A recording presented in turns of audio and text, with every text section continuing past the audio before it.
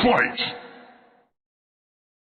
All right, what's going on, everybody? Welcome back to Fighting with Numbers. I am Rob Moreno, aka Bobby Knuckles, aka the Robbio, and you can follow me on all social media platforms at that same handle, the Robbio. I'm still on the road, recording currently from blizzardy New York. Update: it's cold as heck, but we are coming off another strong week from the model. The model went 5-1 last week at UFC Houston, which pushes us to 20-5 on the year, 80%. My goodness, completely unsustainable for what that's worth.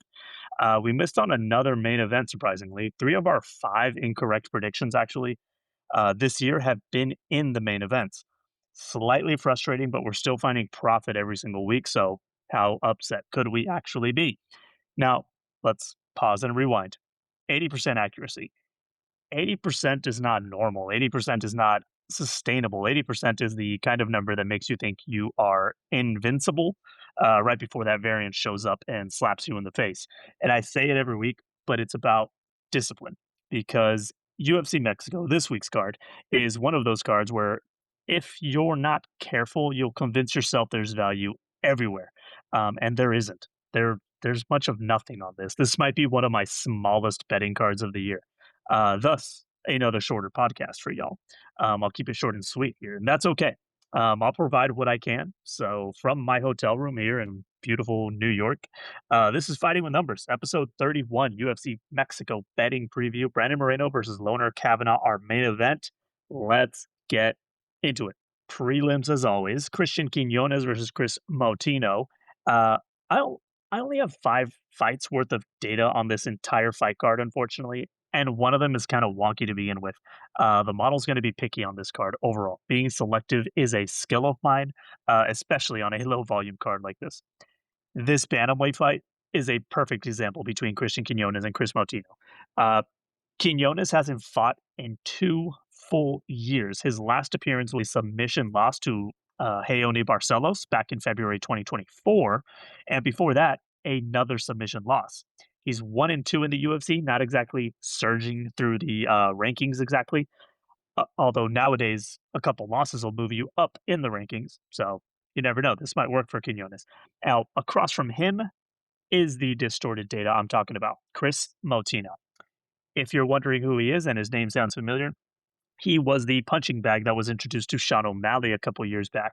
He absorbed what felt like, I don't know, 400 punches and somehow kept just walking forward. Since then, 2 more first round TKO losses in the UFC for him. Now, in between those TKO losses, though, he left, won 5 straight fights in other organizations, has come back to the UFC, got knocked out again in the first round. Sometimes a skill set just doesn't translate to the UFC, and he's got the skills to win fights everywhere else. It just doesn't seem to hit here. And here's where this gets really weird. Moutinho's UFC data is so bad that it breaks everything altogether. His XR percentage, and this is not a typo, this is not being misspoken, is a whopping 1%. XR percentage, 1%. He is expected to lose 99% of his rounds currently. His significant strike differential, negative 10.16 significant strikes per minute. He's absorbing a ridiculous amount of shots, but that's because his data is distorted. That's not just bad numbers, that's unusable data. We don't have proper numbers on him. So yes, the model favors Quiñonez very heavily, but trusting a guy off a 2-year layoff at a minus 675 price tag? Absolutely not.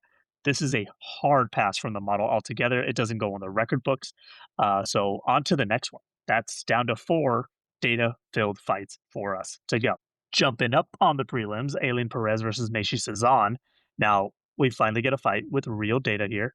Ailín Pérez has quietly built a 5-fight win streak after losing her UFC debut. She's improved every outing and even picked up a nice underdog win over Carol Rosa back in January 2025, plus 205. That was her last fight, so she is coming off a 1-year layoff. Macy Chiasson, she's in a different place. 2 straight losses for her. It's been a tough run since 2021. Some weight misses along the way as well. Hopefully she comes in clean here. Macy does have the size, though. 6 inches taller, 6-inch reach advantage, more finishing upside historically speaking, as well. DXR percentage numbers are in range of each other as well. Perez, 66%, Chiasson, 60%. They're close, but not too close, so there is a little advantage there for Perez. Striking is competitive for both. They both absorb under 3 significant strikes per minute. Perez avoids damage exceptionally well, actually. Her wrestling slightly favors her in terms of volume and accuracy, but Macy has stronger defensive metrics that can be applied here. And the question does become what happens if she stops the takedown from Perez? That's where things can get tricky for Perez. So I keep saying tricky, but what surprised me from the model here is that I usually run things twice. First, plain numbers, then a couple adjustments on, strength of schedule, like star percentages, things like that. On the first run, the model landed right around Perez's betting number on where she's at. After the adjustments, it flipped and it leaned Macy Chiasson. Final output is a 58% win probability in favor of Macy Chiasson. And I get it, she's the underdog, but this is important. The model is in very low confidence mode here on Macy. At plus 150, you'd think there's some value there, but when confidence is weak, the volatility comes in high and that edge just shrinks down quickly.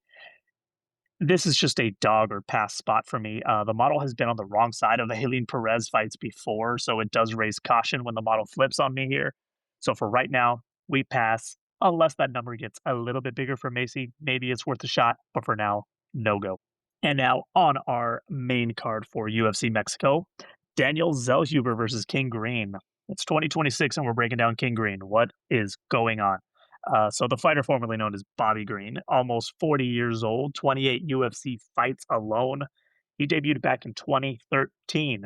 And somehow his numbers are surprising me here. A couple shockers for you. But we'll start with Zellhuber. Daniel Zellhuber, 26 years old, long, talented, but he's coming off 2 straight decision losses, both as a favorite, by the way, including his most recent as a massive minus 890 favorite. No bueno. That's not nothing either. Let's remember that one. Now, reach advantage for Zellhuber is 6 inches. That's a good reach for him, especially as a guy who wants to strike against a guy who wants to strike. But here's our first shocker. King Green's XR percentage, 73%. Very impressive, especially for a guy for as long as he's been in the UFC and for as many fights as he has in that run. Zellhuber, just 51% XR percentage. That's dangerous because you don't want to lose rounds in a striking only matchup.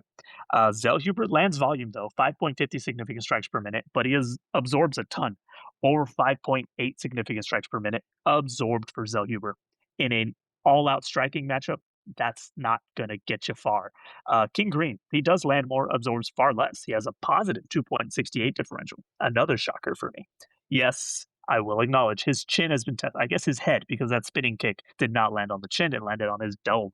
But 6 knockdowns suffered for King Green. He does pack power, but he doesn't take it well either anymore. Zellhuber, I believe, only has 1 knockdown scored in the UFC, so it's not a huge worry, but that age can creep up very quickly in the UFC, and King Green could have a weaker chin as the days pass. But stylistically, and your second shocker here, this might be a competitive striking match? Question mark. Here's the next and final shocker. All those numbers put together, run it through the model. Beep, beep, boop, beep. The model gives King Green a 70% win probability. I was floored. 70%. The sports books are pricing him at plus 380 at the moment. That implies just over 20%. That's a big gap. Let me tell you, that's a big hole. Now, am I unloading on a 39-year-old fighter with tons and tons of just wear and tear? Absolutely not. But on a card with very little value to begin with from the model, this might be a true underdog spot worth a small stab for the weekend. I'm not saying put a unit on it, put half a unit if you want. It's a sprinkle. Just put a little something. Possibly. We'll see how our betting card shapes out by Saturday. Now let's talk about the main event. Brandon Moreno versus Lone'er Kavanagh. Brandon Moreno, former 2-time champion, coming off the first TKO loss of his entire pro MMA career just 2 months ago. Is he back too soon?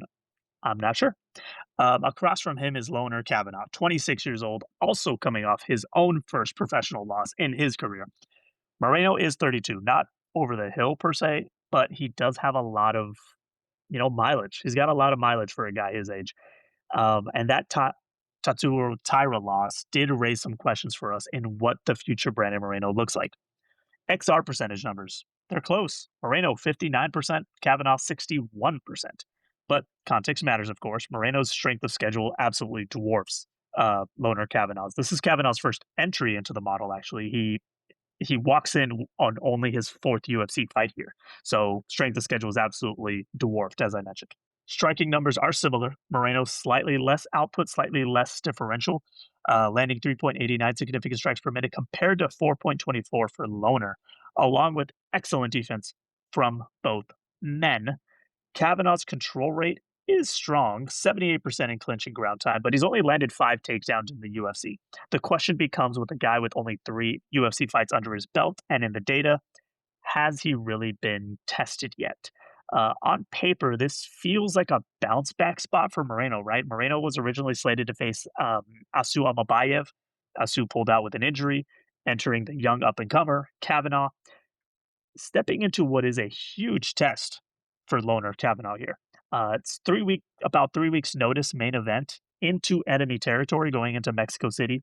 This all screams Brandon Moreno. Like, honestly, only at a minus 205, but the model says slow down.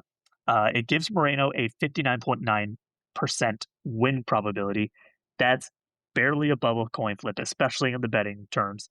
And as I mentioned, at minus 205 currently, there's just not enough edge here for Brandon Moreno. And also, full transparency, going to back what I mentioned earlier at the beginning of the pod, the model has been very hot overall, but as I mentioned, it's been missing on the main events lately.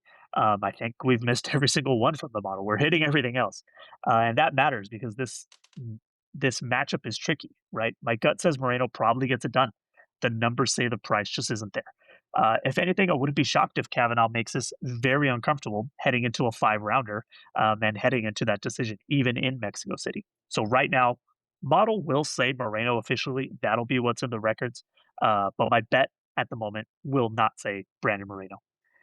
This is one of those cards where you don't need to prove anything. The model is 20-5. Very happy with that. Overly happy with that. You know, my pick'em contest, I'm at 10th place. This is all working out great to start the year. But that doesn't mean we just swing harder because we're doing well. It means we protect the bankroll for future big cards. Only 4 official predictions for the model report. You know, it's okay if it goes 0-4 from the model, but we don't want our bets to reflect an 0-4 night either.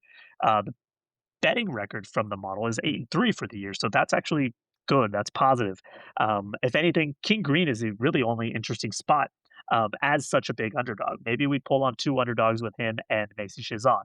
We'll see as Saturday goes. You know, we want to see where these numbers move before pulling the trigger because it's just such a weird card from top to bottom. There's exciting fights. The lines just don't help us out. But overall, it's going to be light exposure this week, and I'm cool with that. I'm always going to be cool with that.